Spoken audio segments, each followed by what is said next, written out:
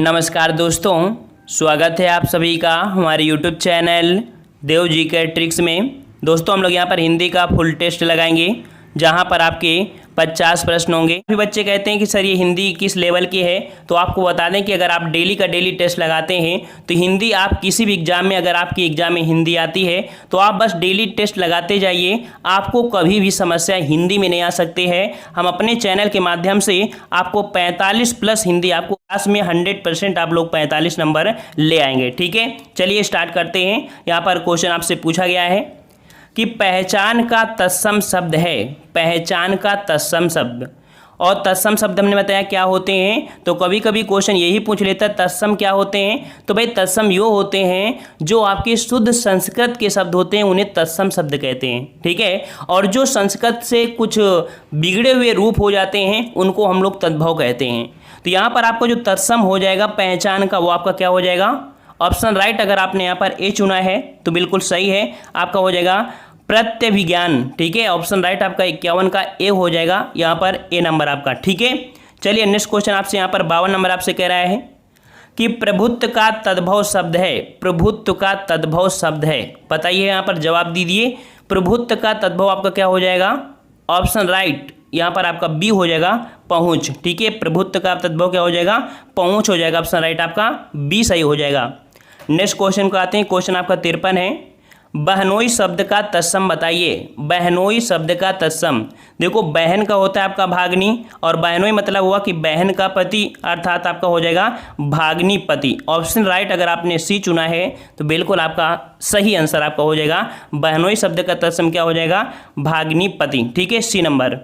चलिए next question का आते हैं, क्वेश्चन आपसे अगला पूछा गया यहाँ पर, वृश्चिक शब्द का तद्भव रूप बताइए, वृश्चिक शब्द का तद्भव रूप बताइए। तो आप लोग राशियां पढ़ते हैं, आपकी राशियां कुल कितनी होती हैं, 12 होती हैं। तो वहां पर आपका वृश्चिक एक राशि होती है और उसमें चित्र में बना होता है क्या, बिच्छू बना होता है। ठीक है, अर्थात वृश्चिक जो शब्द का तद्भव होगा वो आपका किसका होगा, बिच्छू का होगा। ठीक है, बिच्छू। चलिए नेक्स्ट क्वेश्चन आपसे अगला पूछा गया है पर कि निम्न में से कौन सही नहीं है। देखिए आप लोग कमेंट करते चलिए साथ साथ में। ठीक है, कमेंट करते रहेंगे तो आपका दिमाग सीधा का सीधा पूरा टेस्ट में लगा रहेगा। ठीक है, कह रहे निम्न में कौन सही नहीं है, सही नहीं है। तो देखते हैं पहला को आपसे कह रहे पॉइंट, अव्यय और क्रिया विशेषण में कोई अंतर नहीं होता है। तो भाई पूरा का पूरा अंतर अलग होता है, अव्यय बिल्कुल अलग होता है, विशेषण आपका अलग होता है, अर्थात ये बात आपकी गलत है यहाँ पर। ठीक है, दूसरा देख लेते हैं, बी नंबर, अव्यय विकारी होते हैं, अविकारी होते हैं, सॉरी अव्यय अविकारी होते हैं, बिल्कुल सही बात है। सी नंबर कि सभी अव्यय क्रिया विशेषण नहीं होते हैं, बात सही है। डी नंबर क्रिया विशेषण अविकारी होते हैं, ये भी बात सही है। तो यहाँ पर ऑप्शन राइट आपका जो सही नहीं है वो आपका ए नंबर, अव्यय और क्रिया विशेषण में कोई अंतर नहीं होता, ये बात आपकी गलत है। ठीक है, नेक्स्ट क्वेश्चन को आते हैं, क्वेश्चन आपसे अगला पूछा गया यहाँ पर, वह लाचार है क्योंकि वह विकलांग है, इस वाक्य में कौन सा अव्यय है। वह लाचार है क्योंकि वह विकलांग है, इस वाक्य में कौन सा अव्यय है। तो भाई यहाँ पर कोई ना कोई आपका कारण है। क्या है भाई, यहाँ पर एक कारण है, इसी वजह से वो आपका लाचार है, अर्थात यहाँ पर आपका जो अव्यय हो जाएगा आपका हो जाएगा आपका कारणवाचक। ठीक है, कौन सा हो जाएगा भाई, कारणवाचक हो जाएगा कि वह लाचार है इसी कारण वह विकलांग, मतलब कह सकते हैं वो विकलांग है इसी कारण वो लाचार है। तो कह सकते हैं वहाँ पर करण कारक आप कह सकते हैं हो जाएगा, ऑप्शन आपका यहाँ पर बी हो जाएगा। ठीक है, चलिए नेक्स्ट क्वेश्चन आपसे अगला पूछा गया है कि निम्नांकित में से किस वाक्य में क्रिया विशेषण का प्रयोग नहीं हुआ है, क्रिया विशेषण का प्रयोग नहीं हुआ है। ये देखो इस समय ये क्वेश्चन देखने को आपके मिल रहे हैं, तो क्रिया विशेषण का जो प्रयोग नहीं हुआ है कहाँ पर नहीं हुआ है। तो यहाँ पर देखो जैसे कि वह कपड़े साफ धोता है, वह कपड़े साफ धोता है, तो कह सकते हैं यहाँ पर क्रिया और विशेषण दोनों बात हो रही है। ठीक है, चलो यहाँ पर धीरे धीरे, तो आपका पता है कि धीरे धीरे जो आपका है यहाँ पर कह सकते हैं क्रिया विशेषण है। आम मीठा है, तो भाई यहाँ पर किसी प्रकार की आपकी क्रिया नहीं हो रही है, इसलिए 57 का ऑप्शन यहाँ पर सी हो जाएगा कि किस वाक्य में क्रिया विशेषण नहीं है। तो ए नंबर आपका हो जाएगा, आम मीठा है, इसमें आपका कह सकते हैं क्रिया विशेषण नहीं है। मीठा शब्द तो आपको कह सकते हैं कि विशेषण है, लेकिन यहाँ पर क्रिया कोई नहीं हो रही है, इस कारण आपके यहाँ पर कोई क्रिया विशेषण नहीं है। ठीक है, चलिए नेक्स्ट क्वेश्चन आपसे अगला पूछा गया है कि जिस शब्द से क्रिया के होने का समय निर्धारित हो, क्रिया के होने का समय निर्धारित हो, उसे क्या कहते हैं?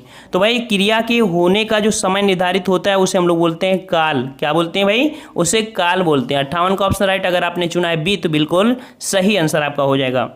चलिए नेक्स्ट क्वेश्चन को आते हैं। क्वेश्चन आपका फिर से यहाँ पर दिया गया है कि निम्न में से किस वाक्य में क्रिया विशेषण का अशुद्ध प्रयोग हुआ है? क्रिया विशेषण का अशुद्ध प्रयोग हुआ है। अच्छा देखते हैं यहाँ पर, करा वह मन से मानता है, वह मन से मानता है। अच्छा, वह चुपचाप से चला गया, वह चुपचाप चला गया, यहाँ पर से लगाने की जरूरत नहीं थी। ठीक है, तीसरा भी देख लेते हैं, शायद गलती हो। तब की बात कुछ और थी। अच्छा, यह पुस्तक उससे कहीं अच्छी है। अर्थात ये तीनों पॉइंट आपके यहाँ पर सही है, बट आपका यहाँ पर वह चुपचाप चला गया तो यहाँ पर से लगाने की जरूरत नहीं थी। इस प्रकार से 59 का ऑप्शन राइट आपका यहाँ पर बी हो जाएगा। इसमें आपका अशुद्ध प्रयोग हुआ है क्रिया विशेषण का। ठीक है, चलिए नेक्स्ट क्वेश्चन आपका फिर से दे दिया गया है कि किस वाक्य में क्रिया विशेषण का प्रयोग नहीं है? क्रिया विशेषण का प्रयोग नहीं है। तो देखो हमारे लगभग हर एक वीडियो में कोई ना कोई परिवर्तन देखने को मिलता है। अगर हम एक ही वीडियो में पूरा परिवर्तन कर देंगे तो पूरा वीडियो ही हमको समझाना पड़ेगा और हो सकता है कि वो वीडियो बहुत बड़ा हो जाए। इसलिए हम लगभग डेली आपकी वीडियो में कोई ना कोई परिवर्तन देखने को जरूर मिलता है। तभी हम कहते हैं कि आप किसी भी एग्जाम की तैयारी कर रहे हैं तो आप डेली का डेली हमारे चैनल से देखते रहिए हिंदी। आपको कोई भी एग्जाम में आपको दिक्कत नहीं होगी। ठीक है, आप किसी भी एग्जाम की तैयारी कर रहे हो ऑल टोटल। ठीक है, अगर आपके कहे में हिंदी आ रही है आपकी एग्जाम में तो आपको यहाँ से प्रश्न जरूर देखने को मिलेंगे। यहाँ पर देखो कि किस वाक्य में क्रिया विशेषण का प्रयोग नहीं हुआ है। कह रहा राम जाता है, राम जाता है। तो देखो राम यहाँ पर क्या है? तो राम यहाँ पर संज्ञा है। ठीक है, और यहाँ पर क्रिया क्या है? आपका जाना है। तो यहाँ पर संज्ञा है और आपका यहाँ पर क्या है? आपकी कह सकते क्रिया है। तो क्या यहाँ पर कोई विशेषण मिला? कोई विशेषण नहीं मिला है। ठीक है, तो आंसर तो आपका ए हो गया। देख लेते हैं दूसरा भी आपको समझा देते हैं। सीता भोजन पकाती है। ठीक है, तो भोजन पकाती अर्थात दोनों आपकी यहाँ पर बात हो गई। उसने रोते रोते अर्थात यहाँ पर क्रिया विशेषण हो गया। वह जाएगा, तो देखो यहाँ पर हम लोग कह सकते हैं कि वह शब्द है वो आपका क्या है? सर्वनाम है ना, और सर्वनाम की जो विशेषता बताते हैं उसे विशेषण कहेंगे। अर्थात यहाँ पर आपका जो वह के हिसाब से हो जाएगा सार्वनामिक विशेषण। तो आपका ये तो आंसर आपका मतलब नहीं होगा। मतलब कुल मिला के देखा जाए जो आपका क्रिया विशेषण का प्रयोग सही नहीं हुआ है वो आपका ए नंबर राम जाता है। ठीक है, चलिए नेक्स्ट क्वेश्चन का आते हैं। क्वेश्चन नंबर आपका 61 है। निम्न में से किस वाक्य में क्रिया विशेषण अशुद्ध रूप से प्रयुक्त हुआ है? अशुद्ध रूप से प्रयुक्त हुआ है। तो यहाँ पर देखते हैं अशुद्ध रूप से। तो यह कह रहा आप मेरी मदद करेंगे ना, आप मेरी मदद करेंगे ना। तो बात यहाँ पर सही है कि मदद आपका यहाँ पर कह सकते हैं जो मदद मतलब ये आपकी क्रिया हो गई, क्योंकि हेल्प मतलब क्रिया हो गई ना। तो आप मेरी मदद करेंगे यहाँ पर कह सकते हैं सही है। दूसरा मानसिक दास्ता सदा काल से चली आ रही। तो ऐसी तो कोई यहाँ पर सदा चली आ रही है, ये गोविंद गान वाला तो है नहीं है, ये कह सकते हैं काल है आपका। ठीक है, तो मानसिक दास्ता सदा काल से चली आ रही है, तो ये आपके यहाँ पर कहीं ना कहीं गलत आपका दिया गया है। वहीं पर देख लीजिए तीसरा, वह ना सोता है ना खाता है, यहाँ पर भी सही है। वह धीरे धीरे चला जाता है, बिल्कुल सही है। लेकिन आपका ऑप्शन आपका यहाँ पर बी यहाँ पर अशुद्ध प्रयोग हुआ है। ठीक है, चलिए नेक्स्ट क्वेश्चन का आते हैं। क्वेश्चन आपसे अगला पूछा है यहाँ पर संधि विच्छेद। आप डेली का डेली आप टॉपिक कंप्लीट किया करिए। ठीक है, आप कॉपी में नोट्स में पूरा का पूरा हिंदी रिवीजन कर लिया करिए। इसके बाद लगाना शुरू करिए, तब आपको काफ़ी मजा आएगा। आप सोचो कि नहीं हम सिर्फ टेस्ट लगा लें और इसके बाद हमारा काम खत्म हो गया। तो भाई आपको बता दें, अगर आप ये सोचते हैं तो आपकी ये गंदी सोच है। आप लोग अगर कहीं भी दिक्कत होती है नोट्स का सहारा लीजिए। आप किसी जैसे जिस टॉपिक में दिक्कत होती है उसका सहारा लीजिए, नोट्स लीजिए, यूट्यूब में लीजिए, कहीं से ले लीजिए। इसके बाद आप लगाइए, आपको कभी भी दिक्कत नहीं होगी। ठीक है, कर आपसे संस्कार का संधि विच्छेद, संस्कार का संधि विच्छेद। तो क्या होता है भाई संस्कार? तो संस्कार का संधि विच्छेद हो जाएगा समधनकार। ऑप्शन आपका बी हो जाएगा यहाँ पर समधनकार, जो कि एक व्यंजन संधि है। ठीक है, ऑप्शन आपका बी सही हो जाएगा। नेक्स्ट कर आपसे उद्गम में प्रयुक्त उपसर्ग बताइए। यहाँ पर उपसर्ग पूछा है और उपसर्ग किसी भी शब्द के पहले लगा होता है। अर्थात यहाँ पर आपका उद जो आपका ये दिया है, तो हम लोग अगर इसे संधि विच्छेद तोड़ें तो आपका हो जाता है क्या? आपका उत्धनगम। ठीक है, क्या बनता है? उत्धनगम, क्योंकि इस संधि विच्छेद में आपका जो ता होता है वो आपका एक परिवर्तन ग में होगा, अर्थात यहाँ पर कह सकते हैं इसका जो आपका बनेगा वो आपका बन जाएगा बी। आपका यहाँ पर हो जाएगा बी नंबर आपका हो जाएगा उत्धनगम, ये होगा। तो तोड़ेंगे बनेगा क्या? उत, और अर्थात उत ऑप्शन आपका बी हो जाएगा। ठीक है, नेक्स्ट कर आपसे संस्कार में प्रयुक्त उपसर्ग बताइए। संस्कार, और संस्कार में समधनकार संस्करण आपका दिया है, संस्करण। तो संस्करण अर्थात समधनकरण, अर्थात ऑप्शन आपका यहाँ पर सी हो जाएगा। ये आपका यहाँ पर निकल आएगा क्या? यहाँ पर उपसर्ग। ठीक है, और यहाँ पर 65 नंबर आते हैं। 100 की गिनती को कहते हैं, 100 की गिनती को कहते हैं, तो भाई क्या कहते हैं? तो आप लोग ने शतक लगा दिया, अर्थात यहाँ पर आपका शतक। 100 की गिनती को अगर बात किया तो गिनती आपका हो जाएगा शतक, और अगर बात करें 100 वर्ष तो 100 वर्ष बोलते हैं शताब्दी को। ठीक है, समझ में आ गया। चलिए नेक्स्ट क्वेश्चन आपसे अगला पूछा गया है कि गुरु के समीप रहने वाला विद्यार्थी कहलाता है। गुरु के समीप रहने वाला जो विद्यार्थी होता है उसे हम लोग क्या बोलते हैं? उसे बोलते हैं अंतेवासी। ऑप्शन राइट आपका सी हो जाएगा, अंतेवासी। बहुत बच्चे यहाँ पर कंफ्यूज हो जाएंगे, याद रखिएगा इसका जवाब क्या होगा? सी, अंतेवासी। ठीक है, चलिए नेक्स्ट क्वेश्चन आपसे अगला पूछा गया है, काफी अच्छा क्वेश्चन है। परित्याग शब्द का सही अर्थ बताइए। परित्यक्त शब्द का सही अर्थ क्या होगा? परित्यक्त, तो परित्यक्त का जो सही अर्थ हो जाएगा वो आपका हो जाएगा ऑप्शन यहाँ पर सी हो जाएगा, जिसे उपेक्षा पूर्वक छोड़ दिया गया हो। ठीक है, जिसे उपेक्षा पूर्वक छोड़ दिया गया हो उसे परित्यक्त कहते हैं। ठीक है, ऑप्शन आपका यहाँ पर सी सही हो जाएगा। ठीक है, सी नंबर आपका हो जाएगा। नेक्स्ट कर आपसे रेस्तरां किस भाषा का शब्द है? रेस्तरां किस भाषा का शब्द है? बताइए भाई, रेस्तरां किस भाषा का शब्द है? तो ये आपका भाषा है विदेशी, और विदेशी में आपकी कौन सी? फ्रांसीसी भाषा का शब्द है आपका रेस्तरां। ठीक है, ऑप्शन आपका बी हो जाएगा। नेक्स्ट कर आपसे कि निम्नलिखित में से कौन सा शब्द उपसर्ग रहित है, अर्थात ऐसा कौन सा शब्द है जिसमें उपसर्ग नहीं है? तो देखते हैं, कर आपसे परिरक्षण, परि आपका हो जाएगा, निर हो जाएगा, स्वशासन स्व आपका हो जाएगा, बृहत्तर। तो यहाँ पर देखो इसमें किसी प्रकार का उपसर्ग नहीं है, अर्थात ऑप्शन आपका यहाँ पर डी हो जाएगा। 69 का ऑप्शन आपका डी हो जाएगा। नेक्स्ट कर आपसे लिप्सा शब्द में कौन सा प्रत्यय है? लिप्सा, तो हमने बताया था कि प्रत्यय निकालने के लिए अगर उसे तीन बार अगर अच्छे से बोल लिया जाए आराम से तो आंसर निकल सकता है। लिप्सा, सा, लिप्सा, ऑप्शन आपका बी। यहाँ पर आपका जो प्रत्यय होगा ऑप्शन आपका बी हो जाएगा, लिप्सा। आ निकला ना बाद में, तो वही ऑप्शन राइट आपके यहाँ पर बी हो जाएगा 70 का। ठीक है, नेक्स्ट क्वेश्चन आपसे अगला पूछा गया है, अंगूठा दिखाना का अर्थ बताइए। अंगूठा दिखाना, अंगूठा दिखाना का मतलब हो जाता है कि साफ मना कर देना। ठीक है, साफ मना करना, या कह सकते हैं सहायता करने से मना कर देना, या कह सकते हैं इनकार करना। ठीक है, ऑप्शन आपका बी हो जाएगा। अंगूठा दिखाना मतलब होता है साफ मना करना या इनकार कर देना। ठीक है, नेक्स्ट कर आपसे गोबर गणेश होना मुहावरे का अर्थ बताइए। गोबर गणेश मुहावरा का अर्थ बताइए, क्या हो जाएगा? तो गोबर गणेश मतलब होता है बिल्कुल बेवकूफ, मतलब ऑप्शन आपका बी, बेवकूफ होना, कि बेवकूफ होना हो जाएगा। 73 नंबर आपसे कह रहा है अन्य जल कौन सा समास है? तो हमने बताया था कि जिस समास के बीचों बीच शब्दों के अगर योजक चिन्ह आता है तो इसका मतलब आपका और हो गया।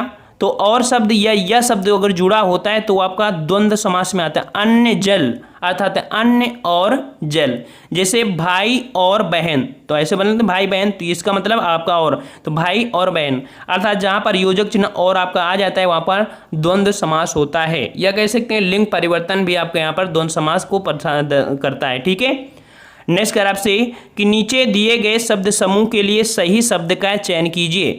कर आपसे जिसकी पत्नी मर गई हो, जिसकी पत्नी मर गई हो उसे क्या कहते हैं भाई? जिसकी पत्नी मर गई हो उसके लिए बोलते हैं विधुर। ठीक है, क्या बोलते हैं? विधुर। अगर बात करें जिसका पति जीवित हो, ये भी क्वेश्चन बहुत बार पूछा गया है कि जिसका पति जीवित हो अर्थात सुहागवती, ठीक है, उसे बोलते हैं सधवा। ठीक है, चलिए इसका आंसर आपका सी हो जाएगा। नेक्स्ट क्वेश्चन आपसे पूछा गया है कि नीचे दिए गए शब्द समूह के लिए सही शब्द का चयन करना है। पॉइंट कर आपसे कि जो किसी धर्म या व्यक्ति में आस्था ना रखे, तो भाई किसी भी व्यक्ति या धर्म में आस्था नहीं रखते हैं तो उसे हम बोलते हैं नास्तिक। ऑप्शन आपका डी हो जाएगा, नास्तिक। नेक्स्ट कर आपसे नीचे दिए गए शब्द समूह के लिए सही शब्द का चयन कीजिए। बताइए यहाँ पर किए गए एहसानों को जानने या कह सकते हैं समझने व मानने वाले को क्या कहते हैं। बताइए भाई यहाँ पर किए गए एहसानों को जानने या समझने व मानने वाले को क्या कहते हैं। 3 प्रकार से आपको बन सकते हैं, किए गए एहसानों को जानने या किए गए एहसानों को समझने या किए गए एहसानों को मानने वाले को क्या बोलते हैं। तो भाई क्या बोलते हैं उसे बोलते हैं कृतज्ञ। ऑप्शन आपका बी हो जाएगा कृतज्ञ। और किए गए एहसानों को ना मानने वाले को कृतघ्न बोलते हैं। ठीक है, चलिए नेक्स्ट क्वेश्चन आपसे कह रहा है पतित का पर्यायवाची शब्द है। पतित, देखो पतित मतलब होता है गिरा हुआ। ठीक है, तो यहाँ पर पतित का पर्यायवाची जो आपका ए नंबर दिया है अधोगामी, अर्थात इसका होता है नीचे जाने वाला। ठीक है, नीचे जाने वाला अर्थात गिरा हुआ वो भी नीचे गिरेगा, अर्थात यहाँ पर अधोगामी भी नीचे गिरेगा। तो इसका आंसर आपका ए हो जाएगा अधोगामी। ठीक है, नेक्स्ट कर आपसे हौसला का विलोमार्थ क्या होगा। हौसला का विलोम जवाब दीजिए यहाँ पर भाई। हौसला का विलोम, तो हौसला का विलोम हो जाएगा भाई यहाँ पर हौसला मतलब एक जुनून होता है। ठीक है, तो उसका विपरीत हो जाएगा हताश, मतलब जुनून खत्म हो गया अतः हताश हो गया। ऑप्शन इसका ए हो जाएगा, हौसला का विलोम हो जाएगा हताशा। ठीक है, चलिए नेक्स्ट कर आपसे जो बांटा ना जा सके के लिए एक शब्द बताइए। जो बांटा ना जा सके उसे क्या कहते हैं भाई। तो जो बांटा ना जा सके उसे हम लोग बोलते हैं, आपका ऑप्शन यहाँ पर हो जाएगा डी अभाज्य बोलें। ठीक है, जिसका हम विभाजन नहीं कर सकते हैं। नेक्स्ट कर आपसे दुकाल का उपसर्ग बताइए। दुकाल, तो दुकाल का अगर हम यहाँ पर तोड़ेंगे दु धन काल। ठीक है, अर्थात ऑप्शन आपका यहाँ पर हो जाएगा सी दु धन काल। ऑप्शन आपका सी हो जाएगा दु। ठीक है, ये आपका उपसर्ग है यहाँ पर। नेक्स्ट क्वेश्चन आपसे पूछा गया छत्री का प्रत्यय बताइए। छत्री का प्रत्यय, आप इसको आराम से बोलिए क्षत्रिय, क्षत्रिय, क्षत्रिय, ये मतलब आपको मिल रहा है ना। तो ऑप्शन आपका 81 का ऑप्शन आपका कौन हो जाएगा यहाँ पर ए नंबर। छत्री में जो आपका प्रत्यय है वो आपका यहाँ पर ई प्रत्यय हो जाएगा। नेक्स्ट कर आपसे निर्जन का संधि विच्छेद बताइए। निर्जन का संधि विच्छेद, तो भाई निर्जन का संधि विच्छेद क्या हो जाएगा, इसका जवाब दीजिए यहाँ पर। तो निर्जन, अगर आप लोगों ने विसर्ग संधि में रूल पढ़ा होगा कि जो ऊपर रा होता है उसे हटा देने के बाद उसके पहले विसर्ग और प्लस करके जोड़ देते हैं, अर्थात इसका जो बनेगा वो आपका डी हो जाएगा विसर्ग संधि नि धन जन। ठीक है, ये आपका हो जाएगा निर्जन। ठीक है, तो आंसर आपका ये हो जाएगा और ये विसर्ग संधि है। नेक्स्ट कर आपसे अंधे की लकड़ी का अर्थ क्या है। बहुत ही पुराना क्वेश्चन है, हाई स्कूल में जब आप लोग पढ़ते थे, ठीक है, तब का ये क्वेश्चन है। अंधे की लकड़ी का अर्थ होता है कि सहारा, अर्थात एकमात्र सहारा। ठीक है, ऑप्शन आपका यहाँ पर बी हो जाएगा एकमात्र सहारा। नेक्स्ट कर आपसे यहाँ पर कि चकमा देना मुहावरे का अर्थ बताइए। चकमा देना मुहावरे का अर्थ बताइए। बताइए भाई यहाँ पर जवाब दीजिए। चकमा देना अर्थात कह सकते हैं कि यहाँ पर चकमा मतलब होता है, यहाँ पर जो ऑप्शन आपका दिया है सी ठगना, या कह सकते हैं कि धोखा देना। ठीक है, ठगना या धोखा देना, ऑप्शन आपका सी हो जाएगा। नेक्स्ट कर आपसे एक पंथ दो काज कहावत का अर्थ बताइए। एक पंथ दो काज अर्थात एक साथ आपके डबल काम अगर निकल आते हैं तो आपके यहाँ पर कह सकते हैं एक पंथ दो काज। ठीक है, तो यहाँ पर आपका ऑप्शन हो जाएगा 85 का कौन सा, जवाब दीजिए भाई। एक चीज़ के अनेक चाहने वाले, ऐसा नहीं, एक साथ दो काम होना, एक रास्ते में दो काम करना, इनमें से कोई नहीं। तो यहाँ पर एक रास्ते में दो काम करना अर्थात यहाँ पर कह सकते हैं एक चीज़ के अनेक चाहने वाले नहीं, एक साथ दो काम होना। तो यहाँ पर ऑप्शन राइट आपका हो जाएगा बी एक साथ दो काम होना। एक पंथ दो काज, एक साथ आपके दो काम होना। ठीक है, बी नंबर आपका हो जाएगा। नेक्स्ट है आपसे कि दोनों हाथ में लड्डू मुहावरे का अर्थ बताइए। दोनों हाथ में लड्डू मुहावरे का अर्थ बताइए। तो देखो यहाँ पर इसका ऑप्शन आपका जो हो जाएगा वो आपका क्या हो जाएगा, दोनों हाथ में लड्डू। यहाँ पर ऑप्शन आपका हो जाएगा दो तरफा लाभ, ऑप्शन आपका बी दो तरफा लाभ हो जाएगा भाई। ठीक है, लड्डू मतलब मोतीचूर नहीं हो जाएगा। ठीक है, दो तरफा लाभ हो जाएगा। अब यहाँ पर काफ़ी बच्चों के मैसेज आते हैं कि हिंदी साहित्य के क्वेश्चन यहाँ पर इंक्लूड कर दिया करिए। तो हम आपको बता दें कि अगर आप डेली देखते हैं तो आपको पता होगा कि हमको हिंदी साहित्य का भी यहाँ पर क्वेश्चन आपके आते हैं। 10 से 15 क्वेश्चन आपको लाते हैं। ये प्रक्रिया हमारी धीरे धीरे चलती रहती है, कभी टेस्ट सरल हो जाता है, कभी टेस्ट कठिन हो जाता है। जो नए बच्चे जुड़ते हैं तो उनके लिए हौसला बढ़ जाता है अगर थोड़ा सरल होता है कि हमने यहाँ पर कुछ कर दिया है, कुछ अच्छे क्वेश्चन किया है। अब कुछ जो लगातार जुड़े हैं तो उनको तो पता है कि नहीं हमारा जो सीरीज है वो कभी टफ कभी सरल इस प्रकार से आती रहती है। तो आप लोग हौसला रहिए, आपको पत्र संबंधी सभी आपकी यहाँ पर समस्या खत्म कर दें। एग्जाम के पहले आपकी पत्र या लेखन से संबंधित क्वेश्चन भी यहाँ पर आपको दे दिया करेंगे, आपको दिक्कत नहीं आएगी। ठीक है, तो यहाँ पर दिया है समानांतर शब्द का संधि विच्छेद। समानांतर शब्द का संधि विच्छेद, जवाब दीजिए भाई समानांतर, अर्थात इसी तोड़ेंगे बनेगा समान धन अंतर। ऑप्शन आपका बी समान धन अंतर हो जाएगा। ठीक है, यहाँ पर बी नंबर आपका सही हो जाएगा। नेक्स्ट कर आपसे यहाँ पर दानवीर में कौन सा समास है? दानवीर, बताइए भाई। दानवीर अर्थात कहेंगे दानी है जो वीर, दानी है जो वीर। नेक्स्ट कर आपसे सीमा पर सेना तैनात है, यहाँ पर खाली स्थान में क्या भरा जाएगा? 89 का सीमा पर सेना तैनात है। ठीक है, ऑप्शन आपका यहाँ पर ए हो जाएगा। नेक्स्ट कर आपसे निम्न में से कौन सा शब्द शुद्ध है? कौन सा शब्द शुद्ध है? जवाब दीजिए भाई यहाँ पर कौन सा शब्द शुद्ध है। तो शुद्ध यहाँ पर जो आयोजित होता है वो किस प्रकार से सही लिखा जाता है? आयोजित। तो आयोजित आपका जो यहाँ पर ऑप्शन राइट आपका हो जाएगा आयोजित। ऑप्शन सी आपका हो जाएगा बिल्कुल राइट, सी नंबर। नेक्स्ट कर आपसे विनम्र का पर्यायवाची शब्द बताइए। विनम्र का पर्यायवाची आपसे पूछा है, तो विनम्र का पर्यायवाची कह सकते हैं विनीत या नम या कह सकते हैं सुशील। ऑप्शन आपका बी हो जाएगा। विनम्र का पर्यायवाची पूछा हो जाएगा सुशील हो जाएगा, या कह सकते हैं विनीत कह सकते थे या नम कह सकते थे। ठीक है, चलिए नेक्स्ट क्वेश्चन का आते हैं। आपका क्वेश्चन नंबर आपका 92 आ चुके हैं। वृक्षों के बड़े समूह को कहते हैं? जवाब दीजिए, बिल्कुल इजी क्वेश्चन। वृक्षों के बड़े समूह को क्या कहते हैं? तो भाई उसे बोलते हैं वन। ऑप्शन आपका यहाँ पर हो जाएगा डी, वन बोलते हैं। ठीक है, वन। नेक्स्ट कर आपसे कि प्रश्न संख्या में आपका दिया गया यहाँ पर 99 से आपके 5 तक आपको विपरीत आपको बताना है, अर्थात विलोम शब्द बताना है। कर आपसे दयालु का विलोम मतलब दयालु का विलोम बताना है। दयालु का विलोम या विपरीत, तो दयालु और दयालु का हो जाएगा बिल्कुल से जो निर्दय, जिसके अंदर ममता ही ना हो, ये मतलब कह सकते हैं निर्दय लोग। ठीक है, तो दयालु का विपरीत हो जाएगा आपका निर्दय, हो जाएगा सी नंबर। नेक्स्ट कर आपसे विस्तीर्ण का विलोम। विस्तीर्ण विस्तार हो गया अर्थात संकीर्ण हो जाएगा। ऑप्शन राइट आपका ए हो जाएगा। विस्तीर्ण का हो जाएगा संकीर्ण। नेक्स्ट कर आपसे विकसित, और विकसित का जो आपका हो जाएगा वो आपका हो जाएगा ऑप्शन राइट आपका ए अविकसित। ठीक है, अविकसित आपका विलोम हो जाएगा। नेक्स्ट कर आपसे शुद्ध शब्द का चयन कीजिए। जवाब दीजिए यहाँ पर क्लेश। क्लेश किस प्रकार से सही लिखा जाता है? हमेशा से प्रश्न पूछा जा रहा है एग्जाम में, क्लेश शब्द।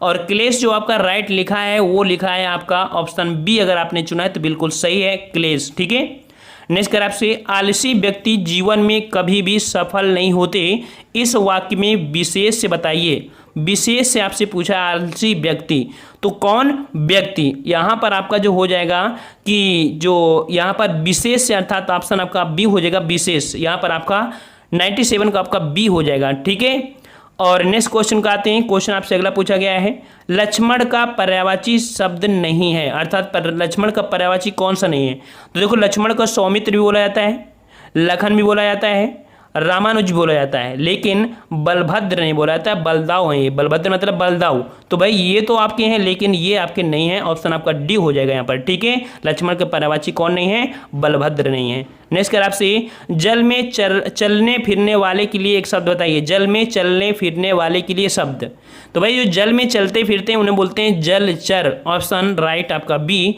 जलचर हो जाएगा। ठीक है, और यहाँ पर लास्ट क्वेश्चन, ठीक है, 100 नंबर। उसके पहले पिछले वीडियो का आंसर आप देख सकते हैं। ठीक है, अभी हम आपको बता देंगे जो हमारे पिछले वीडियो का कमेंट था उसका भी आंसर आपको दिखा देंगे, क्योंकि काफ़ी बच्चों ने जवाब गलत बताया है। ठीक है, तो 100 नंबर आपका जो है इसका आंसर आपका हो जाएगा सम्मति का संविच्छेद क्या होगा। सम्मति का संविच्छेद क्या होगा? यहाँ पर आपके 4 ऑप्शन इनमें बताना है और कौन सी संधि है ये भी आपको बताना है इसमें। ठीक है, और हमारे पिछले वीडियो का जो कमेंट था उस क्वेश्चन को देखते हैं। कह रहा आपसे सप्त ऋषि, इससे बनी संधि बताइए। सप्त ऋषि अर्थात सप्तार्षि, तो यहाँ पर आपका जो हो जाएगा आपका ऑप्शन आपका डी गुण संधि है, लेकिन काफ़ी बच्चों ने यहाँ पर इसका जवाब गलत बताया। तो भाई आप लोग संधि को जरूर देखिएगा एक बार, क्योंकि गलतियाँ आप लोगों से हुई हैं। ठीक है, देखो हम आपको यहाँ पर गुण संधि वाला बता देते हैं कि किस प्रकार से होता है। ये आंसर आपके हैं। और ये आपका दिया गया है, देखिए गुण संधि में आपका ये दिया है, एक रूल होता है, ठीक है। बड़ा के बाद अगर बड़ी यू कहलाता है, ऋषि आता है, तो दोनों मिलने से आपके ए ओ और आपके अर हो जाते हैं। इनमें गुण संधि होती है, जैसे आपका सप्त धन ऋषि, सप्तार्ष, ये आपका हो जाता है सप्तार्ष, ठीक है। तो ये आपका गुण संधि हो गया।